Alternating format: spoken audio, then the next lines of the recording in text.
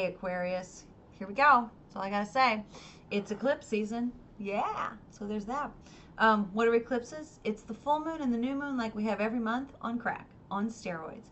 Big, bold, life-changing. So buckle up. Yeah, eclipses always bring with them a little bit of crisis, a little bit of realization, really fun stuff. Also can be very tumultuous. People who are sick, you don't want to mess around with sickness. If you're feeling sick, go to the doctor. But people who are holding on tend to depart and find their portal to transition during the eclipses. Yeah. So for you personally, there is a full moon lunar eclipse in Leo on February 10th, and it lands in your seventh house of partnerships and relationships, one-on-one, marriage, things like that. So what does that mean? Full moon on crack means big release. And since it's eclipses, it's not necessarily in your control. Excuse me. In Leo, dramatic, seventh house of partnerships. So this could be dramatic breakups, right? You could lose a dramatic partnership. And this doesn't even necessarily mean with marriage, but eclipse, it's taken away. So there could be a major relationship that's removed from your life.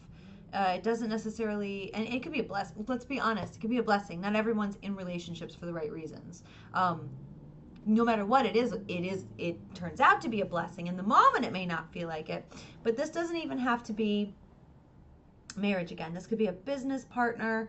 This could be someone you're contractually bound to. Contracts could definitely go away. Something you thought was a sure thing could leave your life. This again is around February 10th. Again, I know it's hard to hear this kind of stuff, but you gotta give it straight, because then we have a new moon solar eclipse, because they come in pairs. Eclipses always come in pairs. Lucky us. A new moon solar eclipse on February 26th in Pisces, and it's in your second house of self-worth, income. It's really the things you sort of surround yourself with that create value, the judgment of your own value. So new seed. This is exciting. This is a miracle grow seed that we're planting in our second house. And it's Piscean, so it's imaginative. Ooh, do you have any... Oh my gosh, isn't it always weird whenever... I hate whenever Siri just comes out and like, I don't understand technology sometimes. Aquarians are like, we do, we're aliens. Anyway, I was in the middle of that. I'm trying not to edit as much because it's too much work. So, second house.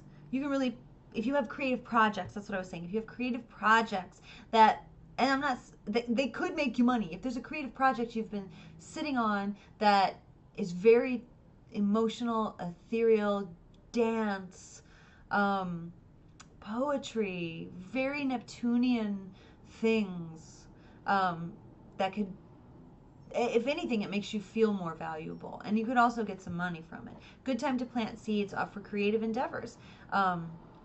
Anything that you have to go deep into your imagination. And sometimes the things that art, oh my God, art, painting, the things that don't require as many words. But creative writing could definitely be in there. But you're planting a new seed, February 26th, which is probably good because some partnership is like going to be conflicted on the 10th, and then you're going to have this new vision and Neptune is also vision, boundaries. You're going to have this new vision for how to make yourself, increase your own self-value, and you could increase your profits in the process. So it doesn't seem like that tumultuous of a thing.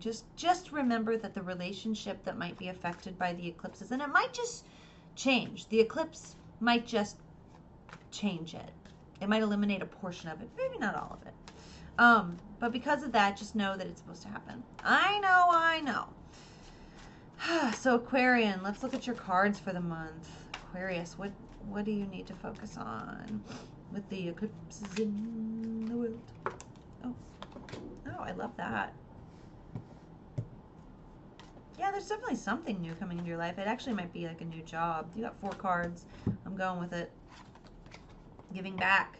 Okay, first we have the Page of Pentacles. I'll figure this out one of these days. But I am on the moon, so that's exciting.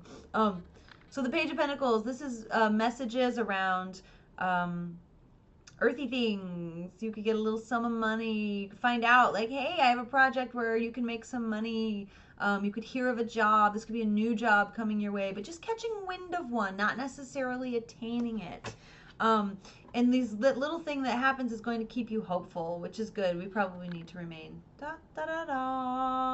we need to remain a little bit more hopeful in our lives right now. Know that just because there's something about like not hitting a goal here that you thought for sure was a for sure thing. But it doesn't mean that it's eliminated all signs of hope. This is also like you're close but no cigar. But just because you haven't touched it yet doesn't mean you're not still on the path. I want you to carry that with you. Also, this is about balancing what we have with what we give. And to me, I see you're going to be giving more than you're receiving this month, but that doesn't necessarily mean that it's a bad thing. In fact, it's teaching you to sort of step away from this I'll never have enough mindset, which I think you're going to need. It's almost like what you're tied to the most. Okay, think of it like this way. What you're tied to the most this month is probably what you need to be giving away, because that's how you prove to yourself that things will come back. So if you're given, don't hold on to the the relationship, I feel like. Also, it feels like there's a little sex energy in that too. Did I talk about Venus? No, I will in a second. You get it at the end. But there's like this sex energy, giving and taking, hopeful. Your optimism will be connected a little bit this month to giving back, to what you can give without expecting too much in return. And you might be thinking, I've been doing that because I can hear you. But not to the extent that it makes a difference. You're still tied to the idea that you're giving as opposed to giving just to give. I know that's a tough pill to swallow, but that's what I heard.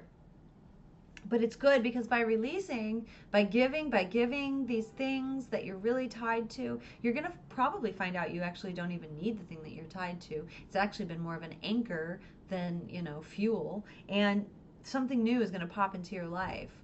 I'm not saying necessarily it revolves around work, but it definitely is tied to money. So I would say if you've been a little stingy with your money, set yourself a little bit of a test, and the next thing that comes across your desk, whatever, where you have the opportunity to give, do it and see what happens. You'll see that, like, by giving away doesn't mean that you have less. Actually, it means that, like, you're sending a message out into the world that you can have more, and you'll be rewarded for it. But I didn't talk about Venus. Venus is moving into Aries. Did I talk about this? If this is repeat, tough. Venus, the goddess of love, beauty, how we value ourselves, our self-worth, how we make money. She's moving into Aries, the god of war. The initiator, the me first, but he's ruled by Mars, the god of war. So we're looking at justified, angry, feminine right here, which, hello, that totally correlates with the world right now. The justified, angry, feminine. But it also can just mean, like, hot sex, right? You're getting spruced up. You're feeling hot again, especially the feminine part of you, especially the women in your life. Being a woman, you're going to feel super hot. I mean, I put on darker lipstick. I mean, I already feel the energy of it, because I've been talking about it. I'm like, I need darker lips. But like that kind of example where you're noticing things like that, you're feeling feistier, or you're noticing like the feisty feminine a little bit more. And I don't think feisty is a bad term. I think it's a sassy term. So with that said, I wish you a fantastic month. Thank you for watching, for liking, subscribing, commenting. Don't forget to follow me on Instagram, and I will see you next month. Bye.